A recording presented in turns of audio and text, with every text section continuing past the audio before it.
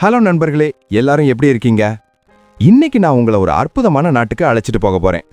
இது உலகத்திலேயே மிகவும் மகிழ்ச்சியான நாடுன்னு சொல்லலாம். இங்க தான் உலக புகழ்பெற்ற வைஃப் கேரிங் சாம்பியன்ஷிப் நடக்குது. அதே போல உலகத்திலேயே அதிகமான ஏரிகள் இருக்கு. மேலும் இங்க தான் காஃபி அதிகமா குடிக்கப்படுது. ஆமாம், அதுதான் ஃபின்லாண்ட். இந்த நாட்டை பத்தி தெரிஞ்சுக்க வீடியோவை கடைசி வரையும் முழுசா பாருங்க. ரிப்பப்ளிக் ஆஃப் ஃபின்லாண்ட்னு அழைக்கக்கூடிய இது ஐரோப்பாவில் உள்ள ஒரு அழகான நாடு. இதோட எல்லைகளா மேற்குல ஸ்வீடனும், கிழக்குல ரஷ்யாவும், வடக்குல நார்வேவும் மற்றும் தெற்கில் பால்டிக் கடலை எல்லைகளா கொண்டுள்ளது. இந்த நாட்டோட மொத்த மக்கள் தொகையே சுமார் 55 லட்சம் மட்டும்தான். மக்கள் அடர்த்தி மிகவும் குறைவா கொண்ட இந்த நாட்டுல ஒரு சதுர கிலோமீட்டருக்கு சுமார் 18 பேர் மட்டுமே வாழறாங்க. பெரும்பாலானோர் நகரங்களிலும் பின்லாண்டோட கிராமங்களில மிக குறைந்த அளவுல தான் மக்கள் வசிக்கிறாங்க. இதன் தலைநகரம் ஹெல்சிங்கி ஆகும். இங்க தான் மிக அதிக அளவிலான ஏரிகள் உள்ளன. பின்லாண்ட் உலகின் மிகவும் மகிழ்ச்சியான நாடாக அறியப்படுது. இது 2025ஆம் ஆண்டு வேர்ல்ட்ஸ் ஹாப்பியஸ்ட் கண்ட்ரியாக தேர்வு செய்யப்பட்டுள்ளது. இங்குள்ள மக்கள் மிகவும் எளிமையானவர்களாகவும் பொறாமை இல்லாமலும் வாழறாங்க. மக்கள் ஒருவருக்கொருவர் உதவிகளை செஞ்சு நாட்டை முன்னேற்றுவதை முக்கிய குறிக்கோளாக கொண்டுள்ளனர். இங்கு வாழும் சூழல் மிகவும் நேர்மையானதாகவும் மற்றும் அமைதியானதாகவும் உள்ளது. அதனால்தான் சுற்றுலா பயணிகள் அதிகம் இங்கு வர விரும்புறாங்க. இந்த நாட்டோட மகிழ்ச்சிக்கான முக்கிய காரணங்கள்ல ஒன்று ஊழல் இல்லாம இருக்கிறது தான். ஆமாம், இங்கே கரப்ஷன் கிட்டத்தட்ட 0% ஆகும். இதனால இந்த மக்கள் அரசு மீது முழு நம்பிக்கை வச்சிருக்காங்க. மேலும் இங்கு சட்டங்கள் மிகவும் கடுமையாக பின்பற்றப்படுகின்றன. நீங்க வேகமா வண்டியை ஓட்டினா மிகப்பெரிய அபராதம் விதிக்கப்படும். அதுவும் உங்கள் சம்பளத்துக்கு ஈடான அளவுல இருக்கும். கல்வியை பொறுத்த வரைக்கும் பின்லாந்து உலகத்தோட சிறந்த கல்வி முறைகளை கொண்டுள்ளது. இங்கு கல்வி முற்றிலும் இலவசமாகும். புத்தகங்கள், யூனிஃபார்ம்னு எல்லாத்தையும் அரசே வழங்கிடும். முக்கியமா 7 வயசு வரைக்கும் குழந்தைகளை பள்ளிக்கு அனுப்ப மாட்டாங்க. அந்த வயசுல குழந்தைகள் விளையாடி குடும்பத்தோட நேரம் செலவிடணும்னு நினைக்கிறாங்க. ஆனா அதே நேரத்துல கல்வி கட்டாயம் என்பதோடு பின்லாந்தோட எழுத்தறிவு விகிதம் 98% ஆகும். பின்லாந்துல பல வித்தியாசமான மற்றும் சுவாரஸ்யமான விளையாட்டுகள் நடத்தப்படுகின்றன.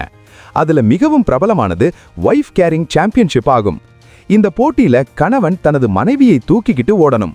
வெற்றி பெற்றவருக்கு தங்களோட மனைவி எடைக்கு சமமான அளவு பீர் பரிசா வழங்கப்படும். மேலும் ஞாயிற்றுக்கிழமைகளில மஸ்கிட்டோ கில்லிங் போட்டிகளும் நடத்தப்படுகின்றன. சில இடங்களில மொபைல் த்ரோயிங் போட்டிகளும் நடத்தப்படுது. இந்த நாட்டோட மக்கள் தான் காஃபி குடிப்பதில் உலக அளவுல முன்னணியில இருக்காங்க. ஒவ்வொரு பின்லாந்து குடிமக்களும் வருஷத்துக்கு சுமார் 10-12 கிலோ அளவுக்கு காஃபி குடிக்கின்றனர். அதே போல இங்க பால் பயன்பாடும் அதிகம். இங்கு பல வகை சாக்லேட் மற்றும் கேண்டிகள் கிடைக்கின்றன. குறிப்பாக சால்மியாக்கி என்ற கேண்டி மிகவும் பிரபலமானது.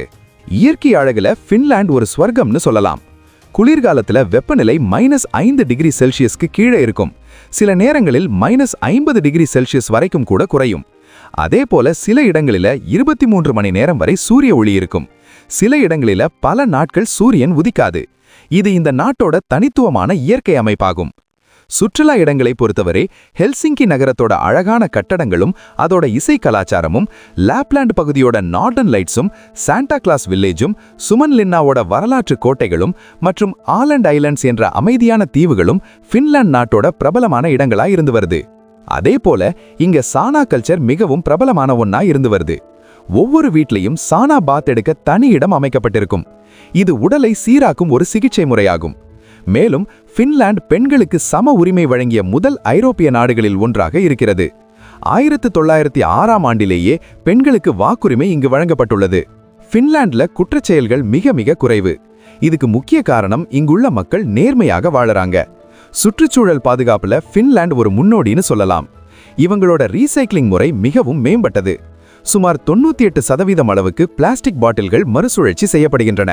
பின்லாந்து நமக்கு சொல்லிக் கொடுக்கிற பாடம் ஒண்ணுதான். சந்தோஷம் என்றது வெறும் பணத்துல மட்டும் இல்லாம அது வாழ்க்கை முறை, ஒழுங்கு மற்றும் இயற்கையுடன் இணைந்து வாழ்வதில தான் இருக்கு. சரி, சொல்லுங்க, நீங்க போக ஆசைப்படுவீங்களா?